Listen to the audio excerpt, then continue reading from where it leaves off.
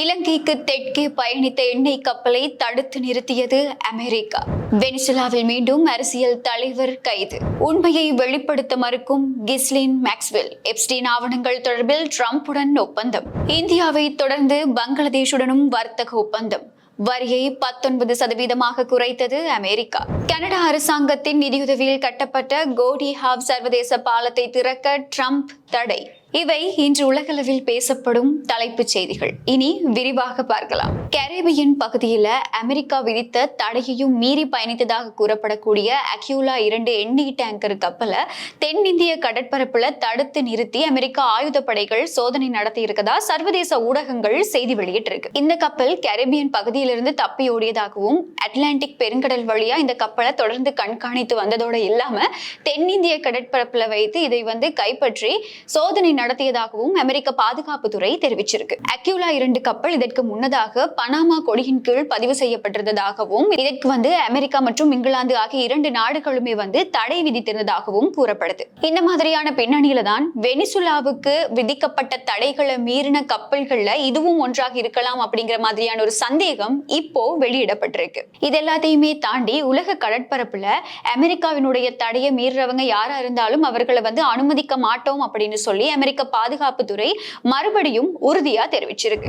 வெனிசுலாவினுடைய முக்கிய எதிர்க்கட்சி தலைவரான 61 வயதுடைய யுவான் பாப்லோ குவானிபா மறுபடியும் நேற்றைய தினம் கைது செய்யப்பட்டிருக்காரு. வெனிசுலாவினுடைய முக்கிய எதிர்க்கட்சி தலைவரான 61 வயதுடைய யுவான் பாப்லோ குவானிபா சிறையிலிருந்து விடுதலை செய்யப்பட்டு சில மணி நேரங்களிலேயே நேற்றைய தினம் மறுபடியும் கைது செய்யப்பட்டிருக்காரு. அமெரிக்காவினுடைய கடுமையான அழுத்தத்தை தொடர்ந்து கடந்த ஜனவரி மாதம் 8ஆம் தேதி முதல் வெனிசுலா அரசாங்கம் மேற்கொண்டு வரக்கூடிய அரசியல் கைதிகள் விடுவிப்பு திட்டத்துல ஒரு பகுதியா கடந்த ஞாயிற்றுக்கிழமை இவர் விடுதலை செய்யப்பட்டிருந்தாரு.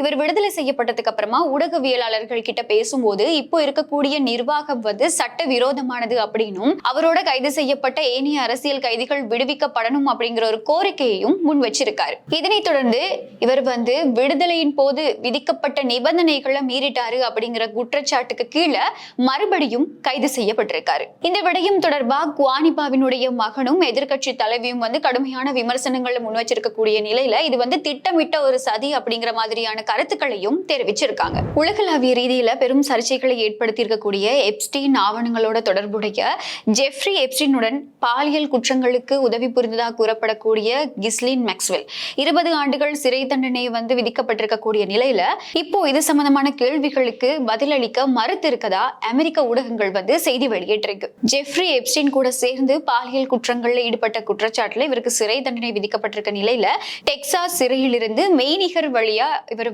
சாட்சியம் அளிக்க தயார் அப்படின்னு சொல்லி அதிகாரிகள் கிட்ட சொல்லியிருந்த போதிலும் கூட இது தொடர்பான எந்த ஒரு கேள்விக்குமே இவர் பதிலளிக்க மறுப்பு தெரிவிச்சிருக்கதா சொல்லப்படுது. கிஸ்லின் மேக்ஸ்வெல் மற்றும் ஜெஃப்ரி எப்ஸ்டீன் இவர்கள் 2 பேராலையுமே பாதிக்கப்பட்டவர்கள் மற்றும் அவர்களோட தொடர்புடையவர்கள் தொடர்பான கேள்விகள் என்ன எழுப்பப்பட்ட போதிலும் இவர் அதற்கு பதிலளிக்க முடியாது அப்படிங்கிற மாதிரியும் அமெரிக்க ஜனாதிபதி டொனால்ட் ட்ரம்ப் தனக்கு மன்னிப்பு வழங்கினால் மாத்திரம்தான் தான் உண்மைகளை சொல்லுவேன் அப்படிங்கிற மாதிரியான விடயங்களையும் மேக்ஸ்வெல்லினுடைய சட்டத்தரணி தெரிவிச்சிருக்காரு. எப்ஸ்டீன் ஆவணங்கள் தொடர்பான முழு உண்மைகளுக்கும் பதிலளிக்கக்கூடிய ஒரே ஒரு நபர் கிஸ்லின் மேக்ஸ்வெல் தான் அப்படின்னு சொல்லி அமெரிக்க உயரதிகாரிகள் இப்போ சுட்டிக்காட்டிட்டு இருக்கதும் குறிப்பிடத்தக்க ஒரு விடயமா பார்க்கப்படுது. பங்களாதேஷுடன் அமெரிக்கா புதிய ஒரு வர்த்தக ஒப்பந்தத்தை ஏற்படுத்தி இருக்கு. பங்களாதேஷுக்கான வரியை 19% அமெரிக்கா குறைச்சிருக்கு. அதன்படி பருத்தி உள்ளிட்ட ஆடை ஆபரண பொருட்களுக்கு முழுமையான வரி விலக்கு வழங்க அமெரிக்க அரசாங்கம் தீர்மானிச்சிருக்கு. இதற்கு பதிலா அமெரிக்காவினுடைய விவசாய பொருட்களை வாங்க பங்களாதேஷ் முன்னுரிமை வழங்கப்படும் அப்படின்னும் தீர்மானிச்சிருக்கு. இதே மாதிரி அண்மையில இந்தியா மீதான வரியையும் அமெரிக்கா 25%-இருந்து 18% குறைத்திருந்ததா டொனால்ட் ட்ரம்ப் அறிவிச்சிருந்தாரு. கனடா அரசாங்கத்தினுடைய $6.4 பில்லியன் நிதியுதவியின் கீழ் அமைக்கப்பட்ட கோடி ஹாவே சர்வதேச பாலத்தை திறக்கிறதுக்கு அமெரிக்க ஜனாதிபதி டொனால்ட் ட்ரம்ப் தடை விதிச்சிருக்காரு. கனடாவுக்கு அமெரிக்கா இதுவரைக்கும் வழங்கிய உதவிகளுக்கு இழப்பீடு வழங்கும் வரைக்கும் இந்த பாலத்தை திறக்கிறதுக்கான அனுமதி வழங்கப்படாது அப்படின்னும் டொனால்ட் ட்ரம்ப் எச்சரிக்கை விடுத்திருக்காரு. அது மட்டும் இல்லாம சீனாவோட கனடா அண்மையில மேற்கொண்ட வர்த்தக ஒப்பந்தத்தையும் டொனால்ட் ட்ரம்ப் மிகவும் விமர்சனங்களுக்கு உள்ளாகி இருக்காரு.